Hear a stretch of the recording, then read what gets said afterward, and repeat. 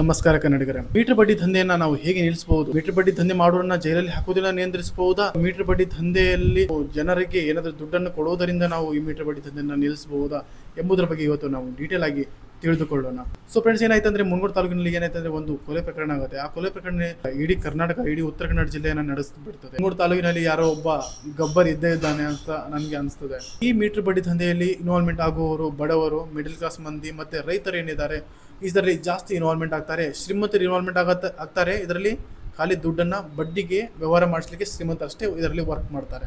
So ಇವತ್ತು ಕೇಳಿ ನೋಡ್ರಿ, ಈ ಶ್ರೀಮಂತರು ಏನಿರ್ತಾರೆ ಈ ಮೀಟರ್ ಬಡ್ಡಿ ದಂಧೆ ಮಾಡ್ತಾ ಇರ್ತಾರಲ್ಲ, ಅವಾಗ ಇನ್ನು ಕೈಯಲ್ಲಿ ಚಮಚಗಳು ಅಂತ ತುಂಬ ಜನ ವರ್ಕ್ ಮಾಡ್ತಾ ಇರ್ತಾರೆ. ಈ ಚಮಚಗಳು ಏನು ಮಾಡ್ತಾರೆ ಅಂದರೆ ಈ ಮಿಡಲ್ ಕ್ಲಾಸ್ ಮತ್ತು ಬಡವರು ಮತ್ತು ರೈತರು ಏನಿರ್ತಾರೆ ಅವರನ್ನ ಧಮಕಿ ಹಾಕೋದು ಮತ್ತು ಅವರನ್ನ ದುಡ್ಡನ್ನು ವಸೂಲಿ ಮಾಡುವಂಥ ದಂಧೆಯನ್ನು ಇವರು ಮಾಡ್ತಾರೆ. ಮುನಗೋಡು ತಾಲೂಕಿನಲ್ಲಿ ಮಾತ್ರ ಅಲ್ಲ, ಉತ್ತರ ಕನ್ನಡ ಜಿಲ್ಲೆಯಲ್ಲಿ ಕರ್ನಾಟಕದಾದ್ಯಂತ ಈ ಮೀಟರ್ ಬಡ್ಡಿ, ಇಡೀ ದೇಶದಾದ್ಯಂತ ಈ ಮೀಟರ್ ಬಡ್ಡಿ ದಂಧೆ ಅಕ್ರಮವಾಗಿ ನಡೀತಾನೇ ಇದೆ.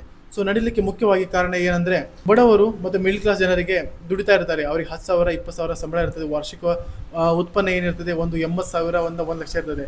ಅದೇ 30,000 40,000 ಏನಿರ್ತದೆ ಅವರು ಊಟದ್ದು ವಸತಿ ಇದಕ್ಕೆ ಹೋಗ್ಬಿಡ್ತದೆ. ಅದರಲ್ಲಿ ಕೆಲಸ ಮಾಡೋರು ಸಂಬಳ ಕೂಡ ಕಡಿಮೆ ಕೊಡ್ತಾ ಇರ್ತಾರೆ. ಆ ಕಡಿಮೆ ಸಂಬಳದಿಂದ ಅವರು ದುಡಿಮೆಯನ್ನು ಮಾಡಬೇಕಾಗುತ್ತೆ.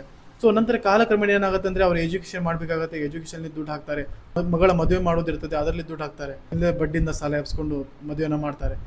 ಮಗನನ್ನು ಮದುವೆ ಮಾಡಬೇಕಾಗತ್ತೆ. ಆವಾಗಲೂ ಏನು ಮಾಡ್ತಾರೆ, ಇದೇ ಥರ ಏನಾದರೂ ಮಾಡ್ಕೊಂಡು ಬಡ್ಡಿ ಸಾಲ ಏನೋ ಮಾಡ್ಕೊಂಡು ಮಾಡ್ತಾರೆ. ಆ ಬಡ್ಡಿ ಸಾಲ ತುಂಬಲಿಕ್ಕೆ ಆಗದೆ ಏನು ಮಾಡ್ತಾರೆ ಅಂದರೆ, ಆ ಬಡ್ಡಿ ಸಾಲವನ್ನು ತುಂಬಲಿಕ್ಕೋಸ್ಕರನೇ ಈ ಮೀಟರ್ ಬಡ್ಡಿ ದಂಧೆ ಕೈವಾಡಕ್ಕೆ ಹಾಕ್ತಾರೆ. ಏನಾದ್ರು ಮತ್ತೆ ಗೊಬ್ಬರ ಎಲ್ಲ ಹಾಕಿರ್ತಾರೆ ಹೊಲಕ್ಕೆ. ಆ ಗೊಬ್ಬರದಲ್ಲಿ ಏನಾದರೂ ಲಾಸ್ ಆದರೆ, ಅಥವಾ ಇಲ್ಲಿ ಹೊಲದಲ್ಲಿ ಏನಾದರೂ ಮಳೆ ಜಾಸ್ತಿ ಆದರೆ, ಮಳೆ ಕಡಿಮೆ ಆದರೆ, ಏನಾರ ಅನಾಹುತವನ್ನು ಉಂಟಾದಾಗ, ಬೆಳೆನೇ ಬಂದಿಲ್ಲ ಅಂದಾಗ, ಬೆಳೆ ಅಲ್ಲೇ ಸತ್ತು ಹೋಯ್ತು ಅಂದಾಗ, ಆವಾಗಲೂ ಕೂಡ ಈ ಮೀಟರ್ ಬಡ್ಡಿ ದಂಧೆಗೆ ಅವರು ಕೈಯನ್ನು ಹಾಕ್ತಾರೆ. ಆದರೆ ಇಷ್ಟೆಲ್ಲ ಮಾಡ್ತಾ ಇದ್ರೆ ನಮ್ಮ ಪಾಲಿಟಿಷಿಯನ್ ಏನು ಮಾಡ್ತಾ ಇದ್ದಾರೆ, ನಮ್ಮ ಸರ್ಕಾರಿ ಬ್ಯಾಂಕ್ಗಳು ಏನು ಮಾಡ್ತಾ ಇದೆ ಅಂತ ನಮಗೆ ಯಾರಿಗಾದರೂ ಒಂದು ಸಲ ಆದರೂ ಯೋಚನೆ ಬಂದಿದೆಯಾ? ನಾವು ಪ್ರೊಟೆಸ್ಟ್ ಮಾಡ್ತೇವೆ, ನಮ್ಮ ಜಾಬ್ ಇಲ್ಲ, ಆದಿಲ್ಲ ಮತ್ತು ಯಾರೋ ರಾಜಕಾರಣಿ ಹಿಂಗೆ ಮಾಡ್ದ, ಅತಿಕ್ರಮಣ ಮಾಡ್ದ, ಈ ರೀತಿ ಮಾಡ್ದ, ಆ ರೀತಿ ಮಾಡ್ದ, ಎಲ್ಲ ಕೂಡ ಪ್ರೊಟೆಸ್ಟ್ ಮಾಡ್ತಾರೆ ಜನ. ನಮ್ಮ ರೋಡ್ ಬಂದಿಲ್ಲ, ನಮ್ಮ ಕಾಂಕ್ರೀಟ್ ರೋಡ್ ಆಗಿಲ್ಲ, ನಮ್ಮ ಮನೆ ಬಂದಿಲ್ಲ, ನಮಗೆ ಸಣ್ಣರು ಬಂದಿಲ್ಲ, ನಮಗೆ ಇಂಗು ಗುಡ್ಡಿ ಬಂದಿಲ್ಲ, ಎಲ್ಲದಕ್ಕೂ ಕೂಡ ನಾವು ಪ್ರೊಟೆಸ್ಟ್ನ ಮಾಡ್ತಾ ಇರ್ತೇವೆ. ಸೊ ಆದರೆ ನಾವು ಯಾವತ್ತೂ ಕೂಡ ಈ ಪ್ರೊಟೆಸ್ಟ್ ಯಾವುದಕ್ಕೆ ಮಾಡಿಲ್ಲ ಹೇಳ್ರಿ? ನಮಗೆ ಸರ್ಕಾರಿ ಬ್ಯಾಂಕ್ನಿಂದ ನಮಗೆ ಯಾವತ್ತೂ ಲೋನ್ ಸಿಗಲಿಲ್ಲ, ಸಾಲ ಸಿಗಲಿಲ್ಲ ಅಂತ ನಾವು ಯಾವತ್ತೂ ಕೂಡ ಪ್ರೊಟೆಸ್ಟ್ ಮಾಡೋದಿಲ್ಲ. ಗೊತ್ತಿದೆಯಾ ನಿಮ್ಗೆ? ನೆನಪಿದೆಯಾ? ಯಾವತ್ತಾದ್ರೂ ಪ್ರೊಟೆಸ್ಟ್ ಮಾಡಿದ್ದೀರಾ ನೀವು? ಮಗಳ ಮದುವೆಗೋಸ್ಕರ ನನಗೆ ಸಾಲ ಬೇಕು ಅಂತ ಯಾವತ್ತು ಪ್ರೊಟೆಸ್ಟ್ ಮಾಡಿದ್ದೀರಾ ನೀವು? ಸರ್ಕಾರಿ ಬ್ಯಾಂಕ್ ಹತ್ರ ಮುಂದ್ಗಡೆ ಹೋಗ್ಕೊಂಡು 6-7% ಅಲ್ಲಿ ಬಡ್ಡಿಯಲ್ಲಿ ಸಿಗುತ್ತೆ ನಿಮಗೆ, ಸರ್ಕಾರಿ ಸಾಲ ಸಿಗುತ್ತೆ ನಿಮಗೆ. ಅದು ಯಾವತ್ತರ ಕೈ ಚಾಚಿದ್ದೀರಾ ಅಲ್ಲಿ ಹೋಗಿ? ಈ ಸಾಲ ಯಾರಿಗೆ ಸಿಗುತ್ತೆ ಹೇಳಿ? ಇನ್ಕಮ್ ಟ್ಯಾಕ್ಸ್ ತುಂಬುವವರಿಗೆ, ಪ್ರಾಜೆಕ್ಟ್ ರಿಪೋರ್ಟ್ ಅದು ಇದು ರಿಪೋರ್ಟ್ನ ಒಳ್ಳೇದಾಗಿ ಮಾಡಿಕೊಂಡು ಬಾಡಿಗೆಯನ್ನು ಕೊಡೋರಿಗೆ, ಇದೆಲ್ಲ ಯಾರು ಮಾಡ್ತಾರೆ ಹೇಳ್ರಿ? ಮಿಡಲ್ ಕ್ಲಾಸಿಂದ ಸ್ವಲ್ಪ ಮಿಡಲ್ ಕ್ಲಾಸ್ ಇರ್ತಾರಲ್ಲ, ಅವರು ಈ ಬಿಸ್ನೆಸ್ ಎಲ್ಲ ಮಾಡ್ತಾರೆ. ಪೂರ್ ಮಾಡೋರು ಬಿಸ್ನೆಸ್ಸು ಸ್ವಲ್ಪ ಕಡಿಮೆ ರೇರ್ ಮಾಡ್ತಾರೆ. ಯಾಕಂದರೆ ಅಷ್ಟೊಂದು ದೊಡ್ಡ ರಿಸ್ಕನ್ನು ಅವರು ಯಾವತ್ತೂ ಕೂಡ ತೊಗೊಳ್ಳಿಕ್ಕೆ ಇಷ್ಟನೇ ಪಡೋದಿಲ್ಲ. ಸೊ ಈ ರೀತಿಯಲ್ಲಿ ಸರ್ಕಾರಿ ಬ್ಯಾಂಕ್ನಿಂದ ಸಾಲ ಪಡಲಿಕ್ಕೋಸ್ಕರ ಒಂದು ಪ್ರೊಟೆಸ್ಟ್ ಮಾಡಿರಿ. ಪ್ರೊಟೆಸ್ಟ್ ಮಾಡಿರಿ. ಮದುವೆ ಸಾಲ, ಬಿಸ್ನೆಸ್ ಮಾಡಲಿಕ್ಕೋಸ್ಕರ ಸಾಲ, ಗ್ಯಾರಂಟರ್ ಯಾರು ಅಂದರೆ ಮನೇಲಿ ಎಷ್ಟು ಜನ ಇದ್ದಾರೆ ಅವರೆಲ್ಲ ಗ್ಯಾರಂಟರ್ ತೊಗೋರಿ. ಮತ್ತು ಮೀಟರ್ ಬಡ್ಡಿ ದಂಧೆಯೆಲ್ಲ ಡೆಪ್ಟ್ ಸ್ವ್ಯಾಪ್ ಮಾಡಿಕೊಂಡು, ಅಂದರೆ ಅಲ್ಲಿ ಸಾಲ ಇದ್ದರೆ ಎಲ್ಲ ಸಾಲವನ್ನು ಒಗ್ಗಟ್ಟನ್ನು ಮಾಡಿಕೊಂಡು ಈ ಸಾಲವನ್ನು ತೀರಿಸ್ಬೇಕಂತ ಒಂದು ಬ್ಯಾಂಕ್ನಿಂದ ಇನ್ನೊಂದು ಸಾಲ ತೊಗೋಬೇಕು.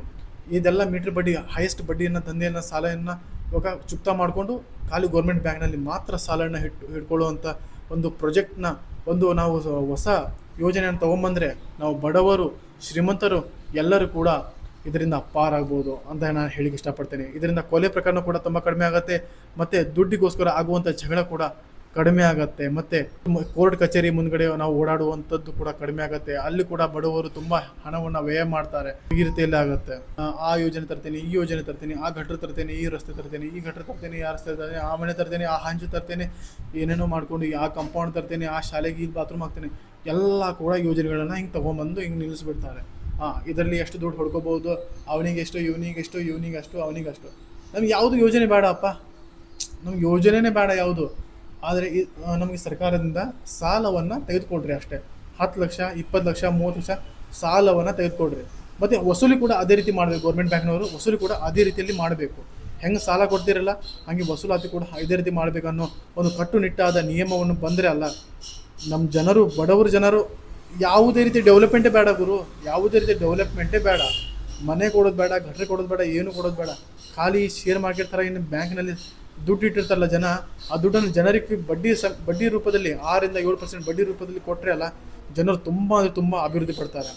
ಜನರ ಕೈಯಲ್ಲಿ ಡೈರೆಕ್ಟ್ ಜಾಸ್ತಿ ದುಡ್ಡು ಮಾಡಿಕೊಂಡು ಜಾಸ್ತಿ ದುಡ್ಡು ಮುದ್ರಣ ಮಾಡಿ ಜನರ ಕೈಯಲ್ಲಿ ಕೊಟ್ಟರೆ ಏನಾಗುತ್ತೆ ಅಂದರೆ ಹಣದುಬ್ಬರ ಜಾಸ್ತಿ ಆಗುತ್ತೆ, ಮತ್ತು ನೋಟಿಗೆ ಬೆಲೆ ಇರೋದಿಲ್ಲ, ಅಂತಾರಾಷ್ಟ್ರೀಯ ಮಾರುಕಟ್ಟೆಯಲ್ಲಿ ಇದೆಲ್ಲ ಬಿದ್ದುಬಿಡ್ತದೆ.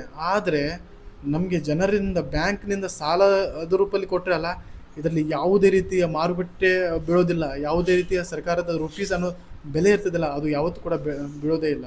ಸೊ ಈ ರೀತಿಯಲ್ಲಿ ನಾವು ನಿಯಂತ್ರಣಕ್ಕೆ ತೊಗೊಂಬರ್ಬೋದು. ನನ್ನ ಈ ಯೋಜನೆ, ನನ್ನ ಈ ನನ್ನ ಈ ವಿಷನ್, ನನ್ನ ಈ ದೃಷ್ಟಿಕೋನ ನಿಮಗೆ ಇಷ್ಟ ಆದರೆ ಲೈಕ್ ಮಾಡಿ, ಮತ್ತು ಇಂಥ ರೂಲ್ಸನ್ನು ನೀವು ಬರಬೇಕಾದ್ರೆ ಫಾಲೋ ಕೂಡ ಮಾಡಿ, ಮತ್ತು ನನ್ನನ್ನು ಸಬ್ಸ್ಕ್ರೈಬ್ ಕೂಡ ಮಾಡಿಡಿ. ಮತ್ತು ಈ ಯೋಜನೆ ಬರಬೇಕಾದ್ರೆ ನಾನು ಸಪೋರ್ಟ್ ಮಾಡಿ, ಎಲ್ಲ ಯುವಕರು ಸೇರಿ, ಎಲ್ಲ ಯುವತಿಯರು ಸೇರಿ ಇಂಥ ಯೋಜನೆ ತೊಗೊಂಬಂದರು ನನ್ನ ಜನಹಿತಕ್ಕೆ ಒಂದು ಜಾರಿ ಮಾಡುವ ಅಂತ ನಾನು ಹೇಳಿ ಇಷ್ಟಪಡ್ತೇನೆ. Thank you. ಈ ವಿಡಿಯೋ ಇಷ್ಟ ಆದರೆ ನಿಮಗೆ ಲೈಕ್ ಮಾಡಿ, ಶೇರ್ ಮಾಡಿ, ಸಬ್ಸ್ಕ್ರೈಬ್ ಮಾಡಿ. ಮುಂದಿನ ವಿಡಿಯೋದಲ್ಲಿ ಸಿಗುವ ತನಕ ಬಾಯ್ ಬಾಯ್, ಟಾಟಾ, ಗುಡ್ ಬಾಯ್.